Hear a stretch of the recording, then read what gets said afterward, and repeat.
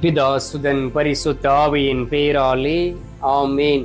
ஆண்டவர் உங்களோடு இருப்பாராக, உம் ஆன்மாவோடும் இருப்பாராக. யோசுவா புத்தகத்தில் இருந்து வாசகம். அதிகாரம் 1, இறை வார்த்தை 5. உன் வாழ்நாள் எல்லாம் எந்த மனிதனும் உன்னை எதிர்த்து நிற்க மாட்டான். மோசேயுடன் நான் இருந்தது போல் உன்னோடும் இருப்பேன்.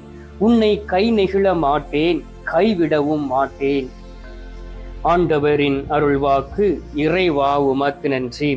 கிறிஸ்துவுக்குள் பிரியமான என் அன்பு சகோதர சகோதரிகளே, நாம் அனைவரும் இந்த ஜெபமாலை மாதத்தில் இருக்கின்றோம். நீங்கள் அனைவரும் ஒவ்வொரு நாளும் அதிகமாக ஜெபமாலை சொல்லி ஜெபியுங்கள். அன்னை மரியாள் உங்களை அவருடைய மகனாகிய நம் ஆண்டவராகிய இயேசு கிறிஸ்துவிடம் அழைத்து செல்வார். அவரின் வழியாக நமக்கு உண்மையிலே மீட்பு உண்டு. நமக்கு மீட்பை தரக்கூடிய கடவுள் ஒவ்வொரு நாளும் நம்மை தேடி நற்கருணை நாதராக வருகின்றார். எனவே அப்படிப்பட்டவரை நாம் நம்முடைய உள்ளத்தில் சுமக்கக்கூடியவர்களாக இருக்க வேண்டும். அப்படிப்பட்டவரை நீங்கள் தேடி வந்திருக்கிறீர்கள். உங்களுக்குள் நிறைவான அமைதியும் சந்தோஷமும் மகிழ்ச்சியையும் அவர் உங்களுக்கு தருவாராக.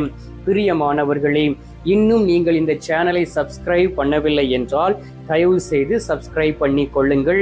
இந்த புரோகிராமையும் மற்றவர்களோடு பகிர்ந்து கொள்ளுங்கள். ஆண்டவர் மேன்மேலும் உங்களை ஆசீர்வதிப்பார். பிரியமானவர்களே, இந்த நாளிலே ஆண்டவர் உங்களை பார்த்து சொல்லுகின்றார், உன்னை கை நெகிழ மாட்டேன் என்று ஆண்டவர் வாக்கு கொடுக்கின்றார்.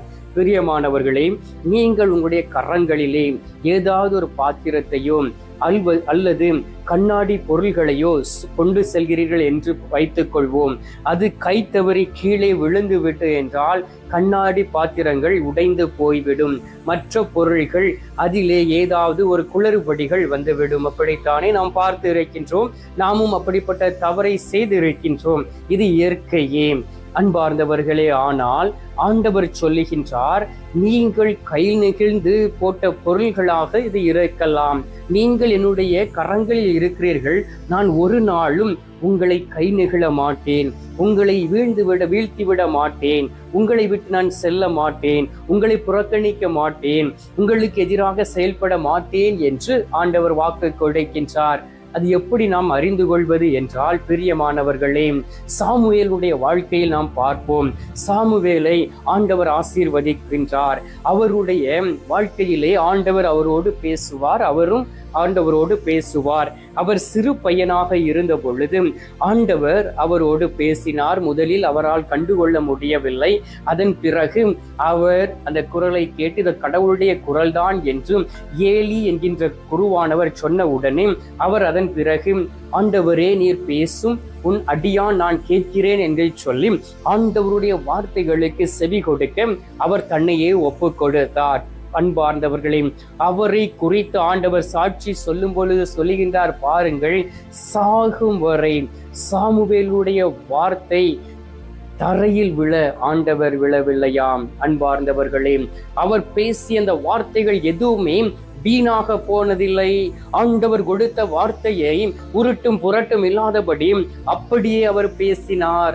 எனவே கடவுள் அவருக்கு பக்கபலனாய் இருந்தார். அந்த ஆண்டவர் தான் உங்களை பார்த்து சொல்லுகின்றார், நான் என்னுடைய பிள்ளைகளை கை நெகிழ மாட்டேன் என்று வாக்கு கொடுக்கின்றார். ஒருவேளை நீங்கள் நினைக்கலாம், நீங்கள் கை நெகிழப்பட்டதை போல் நினைக்கலாம், ஐயோ நான் நம்பிக்கை வைத்தேனே, என்னுடைய நண்பன் என்னை கைவிட்டு விட்டானே, கை நெகிழ்ந்து விட்டானே, என்னுடைய மனைவி என்னை விட்டு போய்விட்டாளே, என்னை அவதூறாக பேசிவிட்டு சென்று விட்டாளே, என்னுடைய கணவன் என் மீது சந்தேகப்படுகிறானே, நான் எப்படி இவனோடு இனி குடும்பம் நடத்துவேன், என்னுடைய வாழ்க்கை கேள்விக்குறியாக இருக்கின்றதே, நான் என்ன செய்தாலும் அதில் ஒரு பிரச்சனை வருகின்றதே, எல்லோரும் என்னை கைவிட்டு விட்டார்களே, நான் ஒரு அனாதையை போல் இருக்கின்றேனே, என்னுடைய வாழ்க்கை பாலை நிலமாக இருக்கின்றதே, வறண்ட நிலமாக மாறி போய்விட்டதே, நான் என்ன செய்வேன் என்கின்ற எண்ணத்தோடு நீங்கள் நற்கருணை நாதரை தேடி வந்திருக்கலாம்.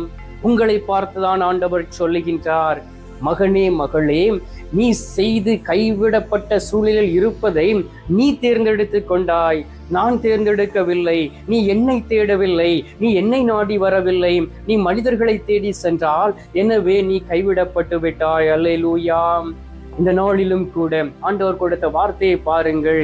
இஸ்ரவேல் மக்களை வழிநடத்த யோசுவாவுடைய கரத்திலே அந்த 40 லட்சம் மக்களையும் ஆண்டவர் கொடுக்கின்றார்.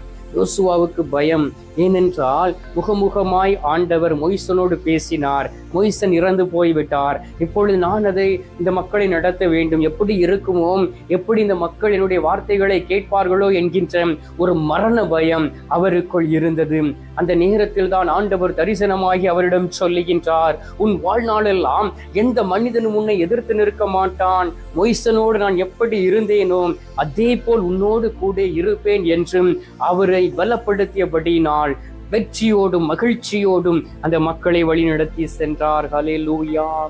அன்பார்ந்தவர்களே, தன்னுடைய சீடர்கள், சொந்த சீடர்கள், தன்னோடு 3 வருஷம் தங்கி இருந்தவர்கள் கூட ஆண்டவரை கைவிட்டார்கள், கை நிகழ்ந்து போனார்கள். ஒரு சீடர் தன்னுடைய ஆடையை துறந்து விட்டு அம்மனமாக ஓடி போய்விட்டார். ஒருவர் 3 முறை அவரை மறுதளித்தார். இன்னொருவர் அவரை காட்டி கொடுத்தார். மீதி எல்லோரும் எங்க போனார்கள் என்று கூட தெரியவில்லை. அப்படிப்பட்ட சூழ்நிலையில் தான் தனித்த ஒரு மரமாக நம் ஆண்டவராகிய இயேசு கிறிஸ்து நின்றார். ஆனால் அவர் யாரையும் கைவிடவில்லை. யோவான் நற்செய்தி 17வது அதிகாரத்தை எடுத்து வாசித்து பாருங்கள் பிரியமானவர்களே. ஆண்டவராகிய இயேசு கிறிஸ்துவின் ஜெபம் தந்தையை நோக்கி, நீர் என்னிடம் ஒப்படைத்த எல்லோரையும் நான் உம்மிடம் ஒப்படைத்து விட்டேன் என்று அவர் சொல்லுகின்றார். உங்களையும் என்னையும் தந்தையினுடைய கரத்தில் ஒப்புக் கொடுத்து இருக்கின்றார். அவருடைய பரிசுத்த இரத்தத்தினால் நம்மளை மீட்டு, அவருடைய உண்மையான அந்த வேதனையினாலும் அவருடைய கஷ்டங்களினாலும் நம்மை மீட்டு ரட்சித்து அவருடைய தகப்பனுடைய கரத்தில் கொடுத்து இருக்கின்றார். இந்த நாளிலே நீங்கள் விசுவசித்தீர்கள் என்றால், இந்த நாளிலே ஆண்டவர் உங்களை கைவிட மாட்டார் என்ற நம்பிக்கை உங்களுக்குள் இருக்குமே என்றால், என்னை என் ஆண்டவர் கை நெகிழ மாட்டார் என்கின்ற ஒரு விசுவாசம் இருக்குமே என்றால், இந்த நாளிலே நீங்கள் பேறு பெற்றவர்களாக இருக்க முடியும். ஹல்லேலூயா. எனவே விசுவாசம் உள்ளவர்களாய், நம்பிக்கை உள்ளவர்களாய், நற்கருணை நாதரை தேடி வந்திருக்கக்கூடிய உங்களை நற்கருணை நாதர் ஆசீர்வதிக்கும்படியாக என்னோடு இணைந்து சில மணி துளிகள் உற்சாகத்தோடும் நம்பிக்கையோடும் ஆண்டவர் கொடுத்த அந்த பலத்தோடும் நீங்கள் ஜெபிப்பீர்களா?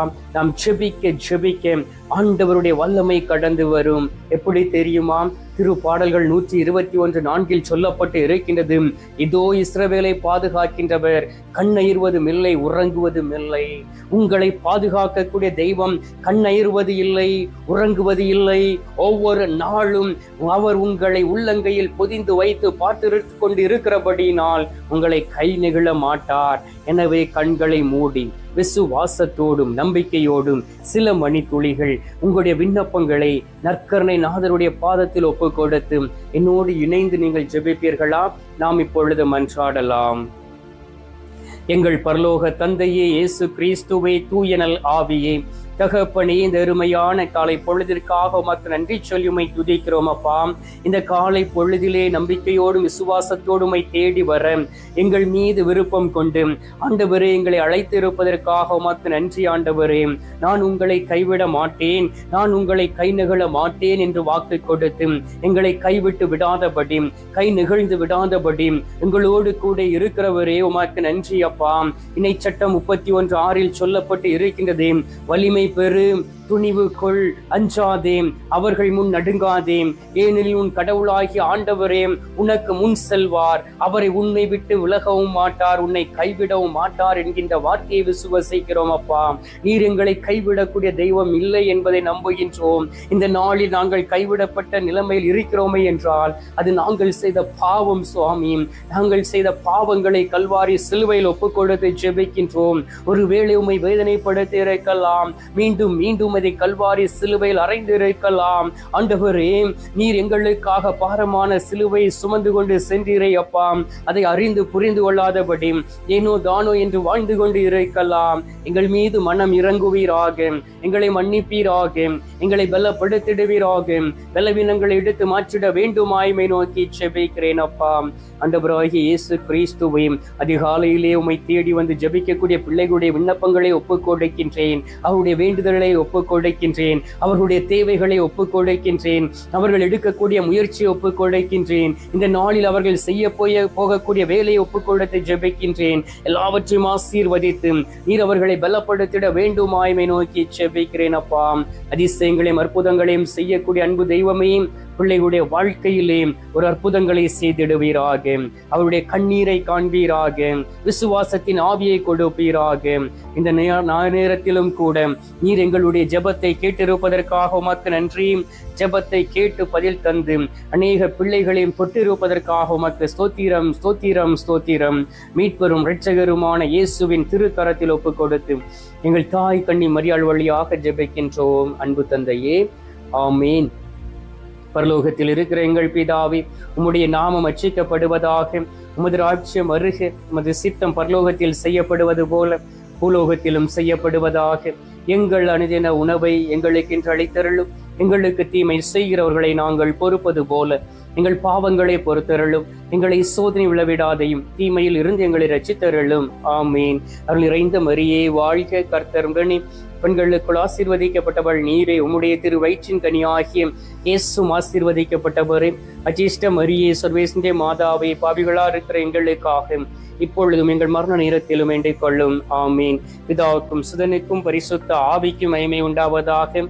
ஆதியில் இருந்தது போல இப்பொழுதும் எப்பொழுதும் என்றென்றும் இருப்பதாக. ஆமீன். அன்பார்ந்தவர்களே, நற்கருணை நாதர் தரும் ஆசீர்வாதத்தை பெற்றுக் கொள்வோம். எல்லாம் அல்ல இறைவன், பிதா, சுதன், பரிசுத்த ஆவி உங்களை ஆசீர்வதிப்பாராக. ஆமீன்.